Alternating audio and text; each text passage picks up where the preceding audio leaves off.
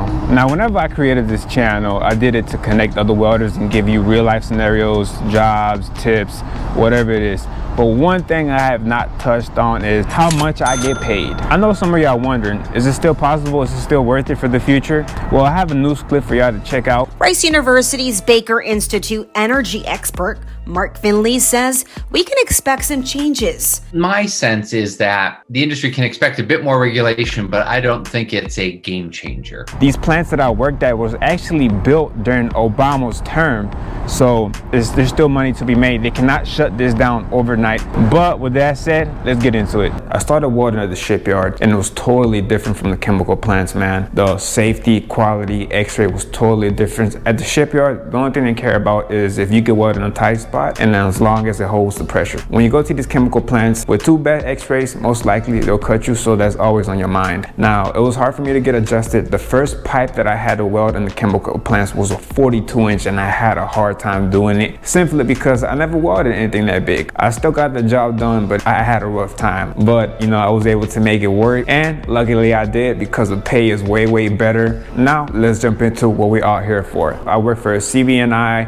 Zachary, and a whole bunch of others, and they mainly pay about the same. You'll be making anywhere between 100,000 on up. Now, whenever I started welding, I jumped around a little bit, but I did work for a company that I really enjoyed working for, and that was Zachary. With Zachary, I was only there for 10 months, and I made $100,000 in 10 months, and that's because I didn't get to work my full year, but I still made that much money. Now, if I would have never took vacation and I would have got there instantly, I could have easily made over $120,000. Working for these chemical plants was a game changer for me, but it took me a while to get there. You know, I had to start from the bottom and work my way up. You can do it too. If you're just coming up and want to get into welding, make sure you get the proper education. Make sure you go to welding schools. I got stuck at the shipyard. I spent 5 years of my life there because I didn't think I was good enough to go into these chemical plants until I just jumped, and I did it. I was afraid of that, and I wish I would have went to school, but I didn't. So guys, make sure you get your education. Make sure you go get the proper training so you can get into these chemical plants and knock it out the park and start making some money. Now, speaking about proper training, make sure that y'all trained enough to go into these places. I actually got fired from one of my first plant jobs for not being tied off because I didn't think they was that strict. When I was at the shipyard, they wasn't that strict at all. They really didn't even care if it was tied off. So make sure you keep that in mind. Now, the type of test that I had to take in there was a 3-inch scheduled 10 stainless at 6G position, a 2-inch TIG out at 6G position, and the 2-inch are actually a heavy wall, so they're pretty thick. The other test that I took was a 2-inch extra heavy wall TIG and stick. Now, whenever you take these type of tests, you have to make sure the quality is good because they check everything. You cannot have no undercut, and it has to be uniform. For your root, most times they look for a ring. If you have a little heavy spot, they might let that slide, but some QCs don't play that. And the reason why they do that is because when you step into the field, man, they have a lot of pipe that you need to weld in. They want to make sure you can do it. They have, like I said, 40-inch heavy wall, big pipe, stainless.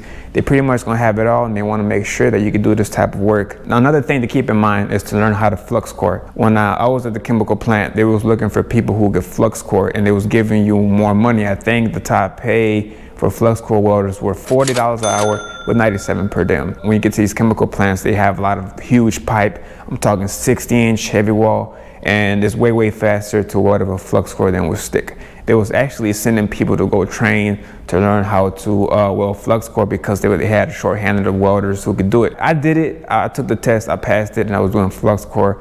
But the bad part about that is that they're gonna stick you on welding heavy wall all day, and it sucks during the summertime because when you're welding, they got so much heat in there. It's really hot, and you have a hooch around you to stop from any wind going in there. So it sucks, but at the same time, knowing how to do that, that will secure your job because they was telling people, if you could flux core, you're gonna be here to the end of the project. Now, with making so much money, it comes with good and bad things. So I wanna tell y'all what I enjoyed about working at the chemical plants.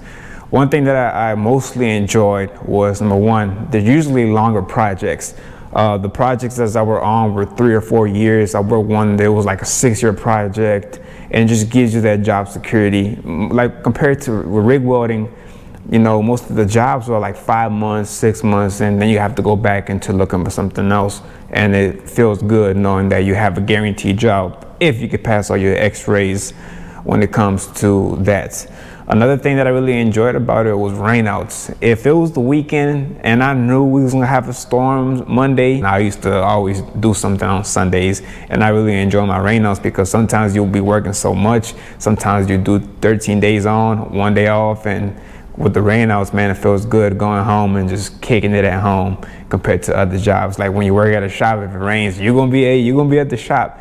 And it's just a real good feeling being home. Who wants to work in the rain? Another thing that I really liked about chemical plants is I didn't have any overhead of a welding rig, worrying about my machine. I didn't have to spend money on tools, diesel. I didn't have to spend money on any of that. The only thing I had to worry about was passing my x-rays, which is any job that you go to as a welder. Now let's talk about the things that I did not like about it. One thing I did not like about these plants is the traffic. You have over 1,000 employees going into these places.